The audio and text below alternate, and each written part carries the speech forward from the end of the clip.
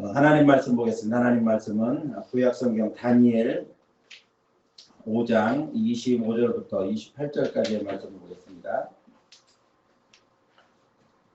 다니엘 5장 25절로 28절까지 제가 가지고 있는 성경 구약성경 1242쪽입니다.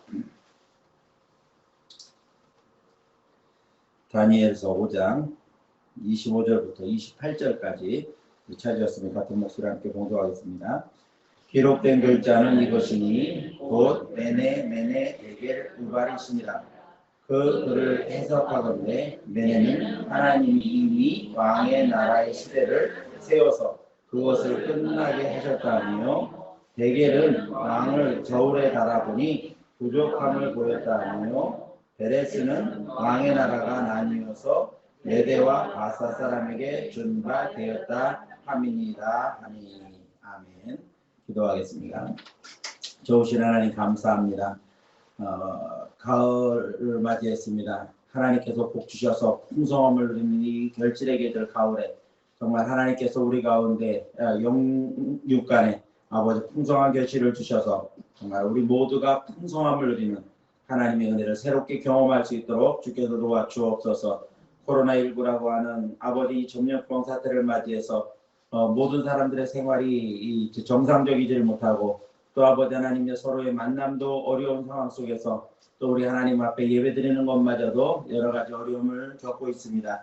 하나님께서 도와주셔서 이 일이 속히 끝나게 하시고 아버지 모든 생활이 정상화되어질 뿐만 아니라 온 성도와 함께 모여 하나님을 예배하는 일에도 부족함이 없도록 주께서 도우시고 인도하여 주시옵소서.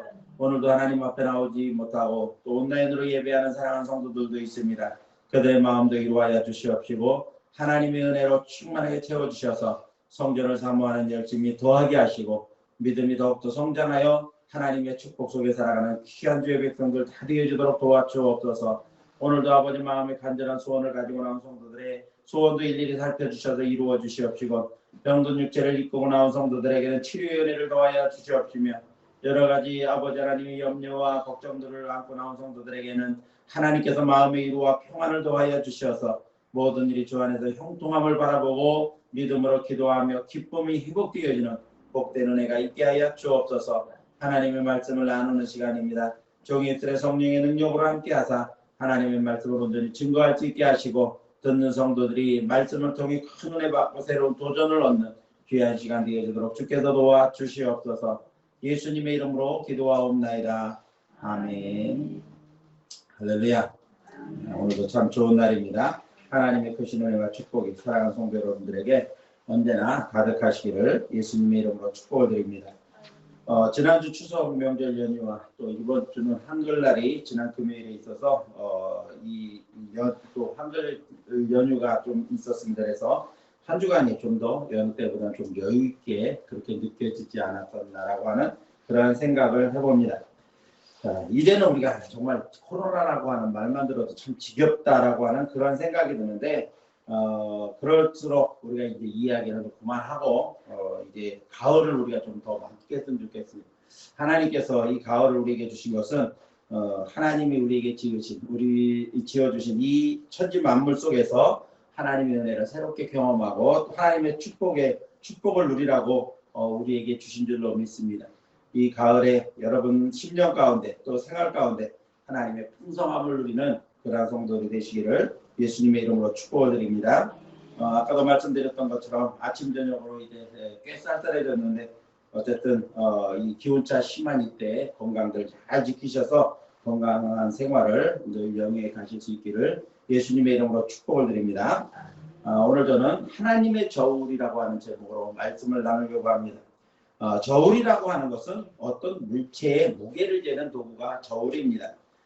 저울에 달아 재는 모든 물체의 단위는 그람이나 혹은 킬로그램 등으로 표현을 합니다. 요즘은 전자식 저울이 개발되어져서 올려놓기만 하면 바로 눈금으로 이 숫자가 나타나기 때문에 아주 편리하게 사용됩니다만은, 예전 저울은 한쪽에 일정한 무게의 추를 올려놓고 또 그 반대 방향에 이 물건을 걸어서 수평을 맞춤으로써 물건을 재는 그러한 저울이 일반 주로 많이 사용되었습니다. 이것을 추저울이라고 하는데 추저울을 예전에는 많이 사용을 했습니다. 그러다가 이제 물건을 올려놓으면 올려놓은 무게만큼 눈금이 움직입니다. 그래서 눈금이 고정되는 부분을 읽어서 또 무게를 아는 그러한 저울도 있었습니다. 오늘 본문 말씀을 보니까는 하나님의 저울에 관련된 이야기가 나오고 있습니다. 바벨론 왕국이 끝나갈 무렵입니다. 느부갓네살 임금의 임금 통치 시절에 가장 용성하게 번창을 했던 이 바벨론이 불과 몇 년 지나지 않아서 이제 쇠퇴기에 접어들게 됩니다. 느부갓네살 임금의 아들인 벨사살 임금이 왕위에 올랐고 그 왕은 정말 이 나라의 통치보다는 자신의 연락을 즐기는데 쾌락을 즐기는데 시간을 많이 투자합니다. 그때도 나라의 귀족들과 대신들 1000명을 초청해서 큰 잔치를 베풉니다. 잔치에 흥이 올랐을 때 이 벨사살 임금은 아버지 느부갓네살 임금이 예루살렘을 점령하고 그 하나님의 성전에서 가져온 진귀한 금은 그릇들을 즉 하나님을 섬기는 데 쓰는 그 귀한 그릇들을 창고에서 내오게 하고 그것으로 사람들이 술을 먹고 마시는 그러한 일을 벌이게 됩니다. 한참 여행이 흘렀을 때 갑자기 한쪽 벽에 석회벽에 손가락 하나가 나타나서 글씨를 쓰게 됩니다. 그 광경을 본 모든 사람들이 잔치에 참여했던 모든 사람들이 얼마나 놀랬겠습니까? 왕은 황급히 대신들에게 이 글자가 무슨 글자고 그리고 이 내용이 무슨 내용인지를 알아오도록 그렇게 명령을 내렸지만 어느 누구 하나 이 글을 읽을 수도 그거를 해석할 수도 없는 것입니다. 그때 왕후가 다니엘이라고 하는 사람이 하나님의 신에 감동돼서 모든 일을 잘 푼다는 말을 그러한 이야기를 왕에게 했을 때 이 왕은 다니엘을 불렀고 다니엘은 이 왕 앞에 나가서 이 글을 읽고 그리고 그 내용이 무엇인가를 일러주는 내용이 오늘 본문 속에 기록되어졌습니다. 자, 오늘 그 내용을 보니까는 메네 데겔 우바르신이라고 하는 글이라는 겁니다. 이 내용은 뭐냐면 메네라고 하는 말은 하나님께서 세워보셨다 그런 뜻이고 또 데겔이라고 하는 것은 하나님께서 달아보셨다. 그리고 우바르신이라고 하는 말은 이제 이 나라를 나누어 줄 것이다. 나누게 될 것이다. 이런 의미라고 해석을 했습니다. 그래서 오늘 본문 속에 쓰여진 그러한 이 다니엘의 해석을 보면 하나님께서 왕의 시대를 세워서 이제 끝나게 하셨다. 뿐만 아니라 하나님의 저울에 왕을 달아보니까 하나님 앞에서 부족함을 보였다는 겁니다. 그 결과로 당신의 나라, 왕의 나라가 이제는 두 쪽으로 갈라져서 메대와 바사 왕국으로 넘어가게 될 것이라고 하는 그러한 해석을 했습니다. 그날 밤에 이 예언대로 이 벨사살 임금은 암살을 당하게 되었고 바벨론이라고 하는 나라는 멸망되어져서 메대와 바사 두 나라로 나누어지게 되었다는 겁니다. 자, 오늘 본문 하나님께서 바벨론 시대를 끝내고 이제는 메대와 바사 왕국의 시대가 오게 하셨는데 그렇게 만드신 그 기준이 뭐냐면 하나님의 저울에 의해서 그렇게 되었다라고 하는 것입니다. 바벨론은 선대왕인 느부갓네살 임금 시절에 큰 꿈을 이뤘습니다. 그 중동 지역뿐만 아니라 전 세계를 많은 나라를 다스리고 그 정복하는 그러한 부흥기를 이루었습니다. 그런데 몇 년이 못 돼서 그 아들 벨사살 시대에 이르러서 그만 쇠퇴해서 바벨론이 망해버리고 말았습니다. 느부갓네살 임금 시절에 어느 누구도 이 바벨론이 이렇게 쉽게 멸망할 것이라고는 생각지도 못했습니다. 그러나 하나님께서는 그 아들 벨사살 시대에 이 바벨론을 멸망시켜버리고 말았던 것입니다. 왜 그렇습니까? 하나님은 바벨론이라고 하는 나라와 벨사살 임금을 저울에 달아봤습니다. 하나님의 저울에 달아봤더니 부족함을 보였다는 겁니다. 기준에 도달하지 못했다는 겁니다.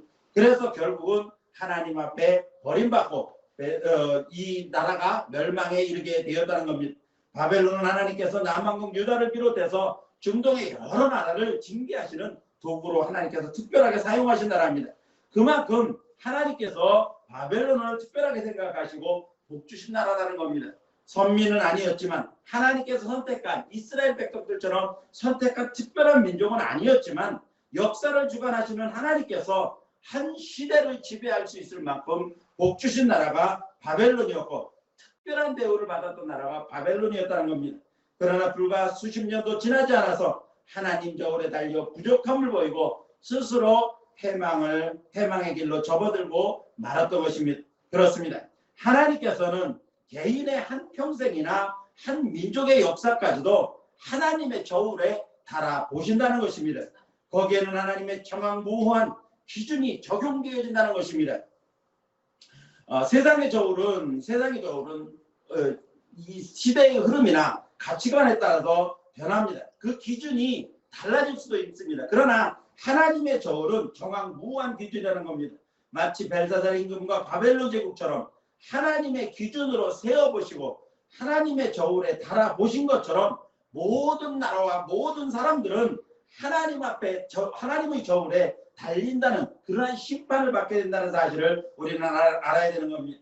하나님의 세신과 저울에 달아보시면은 공평과 정의로운 기준이 분명하게 적용되어지는 것입니다. 서초동 법원 현관에 가면은 이 눈을 가리고 있는 동상이 보입니다. 눈을 가리고 한 손에 저울을 들고 있는 양면 저울이라고 하는 저울을 들고 있는 그러한 동상이 서 있습니다. 그리고 그 동상 밑에는 뭐라고 쓰여 있는가 하면 공평과 정의라는 말이 써져 있습니다. 다시 말하면 무슨 말이냐면은 법을 다루는 사람들은 검찰이든 판사든 간에 공평과 정의를 가지고 법을 집행해야 된다라고 하는 겁니다. 그런데 요즘 검찰이나 법원에서 하는 모든 것들을 보면 공평과 정의가 무색합니다. 통치자나 혹은 어떤 권력자들의 눈치 보기에 급급해서 어그러진 판결, 그것 때문에 가슴 아파하고 땅을 치는 그러한 모습들이 얼마나 많이 일어나고 있습니까? 세상 법은 이렇게 상황에 따라서 바뀌고 변할 수도 있습니다. 그러나 하나님의 공의로우심의 기준은 한치의 오차도 없습니다. 그렇다면 하나님의 저울에는 무엇을 달며 또 측정의 대상은 누구입니까? 그것은 온 나라 그리고 온 민족 모든 사람들이 하나님의 측정의 대상이 되어진다는 겁니다. 어느 누구도 하나님의 심판 앞에서 피해갈 수가 없다는 말입니다. 물론 믿지 않는 사람들은 측량의 대상거리 되지 않아서 말할 것도 없습니다. 그러나 문제는 예수 그리스도를 믿는 성도들의 모습이라는 겁니다. 분명히 믿기는 믿는 것 같은데 도무지 그 성질을 알 수가 없습니다. 그 중심을 알 수 없는 그러한 사람들이 많이 있다는 겁니다. 뿐만 아니라 사람이 보기에는 잘 믿는 것 같은데 하나님 보시기에도 과연 그러한지 우리는 전혀 알 수가 없다는 겁니다. 바라옵기는 오늘 예배에 참석한 그리고 온라인으로 예배하는 모든 성도 여러분들이 하나님의 저울에 달렸을 때 조금도 부족함이 없이 넉넉함을 보이는 그러한 성도들이 되어져서 하나님 나라의 천국에 합당할 뿐만 아니라 하나님의 풍성한 은혜와 축복 속에 살아갈 수 있는 우리 성도 여러분들이 되시기를 예수님의 이름으로 축복을 합니다. 자, 그러면 하나님께서 하나님의 저울에 달아보시는 그것은 무엇일까? 첫 번째로 보니까 우리의 믿음을 달아보신다는 겁니다. 천국은 하나님의 나라이며 하나님께서 통치하시는 나라입니다. 그러면 하나님께서 친히 하나님 나라의 백성들을 선택하신다는 겁니다. 하나님의 선택의 기준은 단 한 가지입니다. 하나님이 하나님의 나라인 천국 백성을 선택하시는데 그 기준이 무엇이냐? 그것은 바로 우리의 믿음입니다. 하나님은 우리가 가지고 있는 믿음을 저울에 달아보십니다. 하나님의 저울에 달아보시고 그 결과에 따라서 천국행을 결정하신다는 겁니다. 그러면 천국에 합당한 믿음의 기준이라고 하는 건 무엇일까? 하나님께서 어떤 기준으로 천국행 여부를 결정하실까요? 천국행 결정하는 그러한 믿음은 양을 따지는 그러한 믿음이 아닙니다. 전에도 말씀드렸습니다만 믿음에는 두 종류가 있다고 말씀을 드렸습니다. 한 가지는 구원받는 믿음이 있고 또 한 가지는 상급받는 믿음이 있다고 말씀을 드렸습니다. 자, 상급받는 믿음이라고 하는 것은 크고 작음을 구별할 수가 있습니다. 그러나 구원받는 믿음은 크고 작음을 구별하는 믿음이 아닙니다. 자, 그러면 천국에 가는 믿음의 기준은 무엇일까? 천국 가는 믿음의 기준은 무엇일까? 그것은 바로 우리가 가지고 있는 구원의 확신입니다. 어떤 여건 속에도 흔들리지 않는 분명한 구원의 확신을 소유한 성도는 하나님의 저울에 절대로 부족함을 보일 수가 없는 것입니다. 그것은 하나님께서 예수 그리스도를 통해서 우리에게 은혜의 선물로 주신 것이 구원이기 때문에 그렇습니다. 그러므로 우리가 예수님을 믿고 구원을 받았다고 하는 확실한 그러한 확신만 있으면 우리는 어떤 하나님의 저울에 달릴 때 우리는 조금 더 부족함이 없다는 겁니다. 예수 그리스도의 피 흘리심 위에 주어진 구원이기 때문에 내가 그 믿음을 배반하지 않는 한, 내가 그 믿음을 버리지 않는 한은 이 구원의 조건은 절대로 부족함을 보일 수가 없는 것입니다.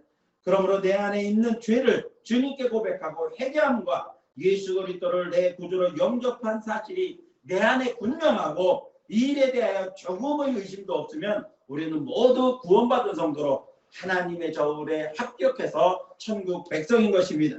하나님의 저울에 지금 달려도 조금도 부족함이 없는 천국 백성이라는 겁니다. 사랑하는 성도 여러분, 여러분은 예수님을 구주로 분명하게 영접하셨습니까?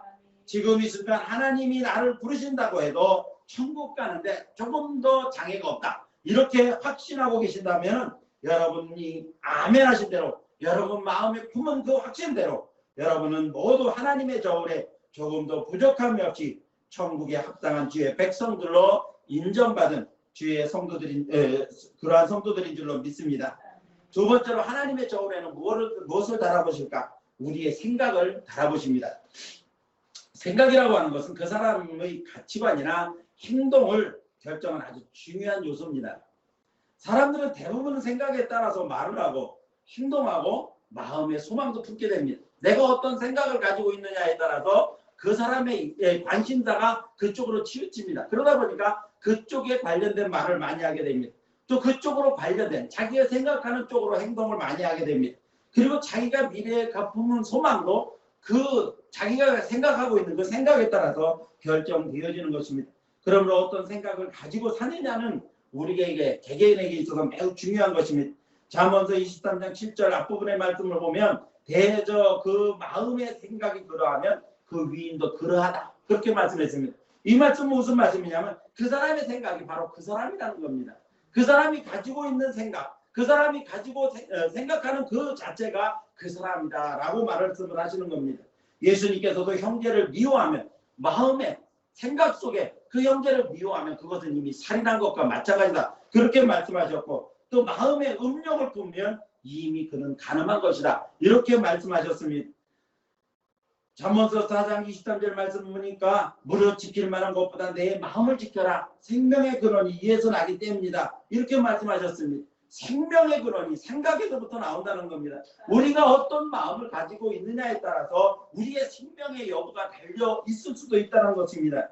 그렇다면 하나님께서 달아보시는 하나님의 저울의 생각에 대한 기준은 무엇일까? 무슨 기준을 가지고 우리의 생각을 달아보실까라고 하는 겁니다. 바로 그것은 뭐냐면 하나님의 말씀입니다. 하나님의 말씀이 기준이 되어서 우리의 생각을 하나님의 저울에 달아보신다는 말씀인 겁니다.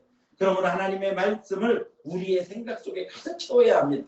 하나님의 말씀이 우리 속에 가득 채워져 있으면 우리는 하나님의 말씀의 기준에 따라서 말하고, 말씀의 기준에 따라서 행동하고, 말씀의 기준에 따라서 하나님 우리의 미래에 대한 소망도 믿음 가운데 갖게 되어진다는 것입니다.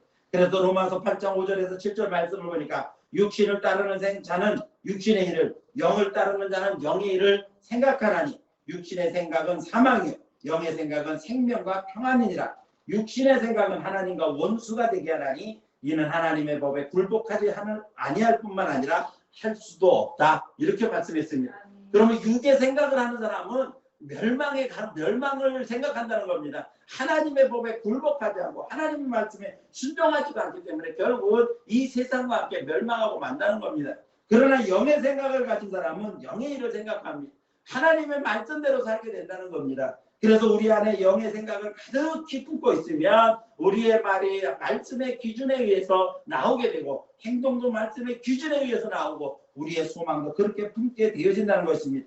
사랑하는 성도 여러분, 우리의 생각을 하나님의 말씀으로 가득 채워야 됩니다.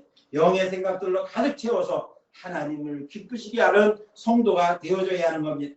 하나님의 저울은 말씀의 저울입니다. 따라서 하나님의 말씀을 우리 생각과 마음 안에 가득 채우고 하나님의 저울에 정말 좋은 생각들로 넉넉함을 보여서 정말 하나님께서 우리에게 주시는 말씀대로 주시는 그러한 복을 누리는 성도들이 되시기를 예수님의 이름으로 축복을 드립니다.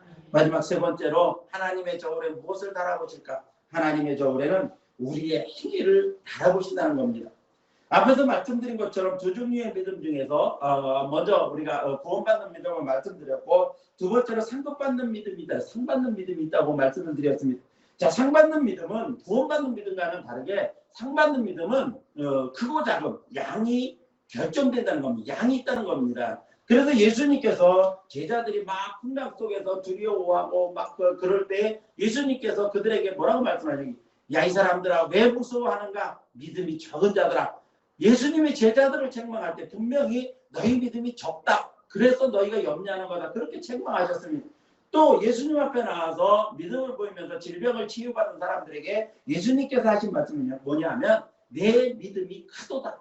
분명하게 예수님께서 말씀하셨습니다. 그러므로 크고 작은 믿음이 있다는 겁니다. 많고 적은 믿음의 양이 있다는 겁니다. 이것은 우리가 눈으로 보고 손으로 만질 수는 없습니다. 그러나 그것을 우리가 보고 알 수는 있다는 겁니다. 느낄 수는 있다는 겁니다. 그렇기 때문에 비록 눈으로 보이지 않고 손으로 만질 수는 없지만 그 상급받는 믿음의 크기는 분명히 우리가 알 수가 있다는 겁니다.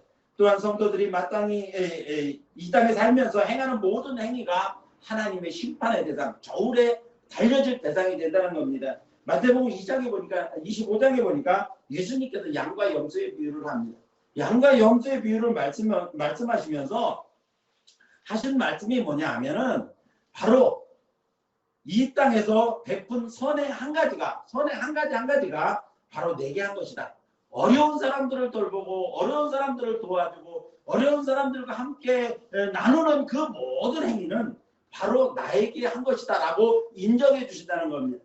이 세상에서 베푸는 모든 선행들이 예수님께 하는 것처럼 그렇게 인정해 주신다는 것입니다. 반대로 말씀을 드리면 이 땅에 사는 동안 베풀지 않고 외면하는 모든 행위는 예수님을 외면하는 것과 마찬가지라는 겁니다. 그러므로 우리는 하나님 앞에 마땅히 베풀어야 할 자를 베풀어야 할 자에게 베풀어야 됩니다.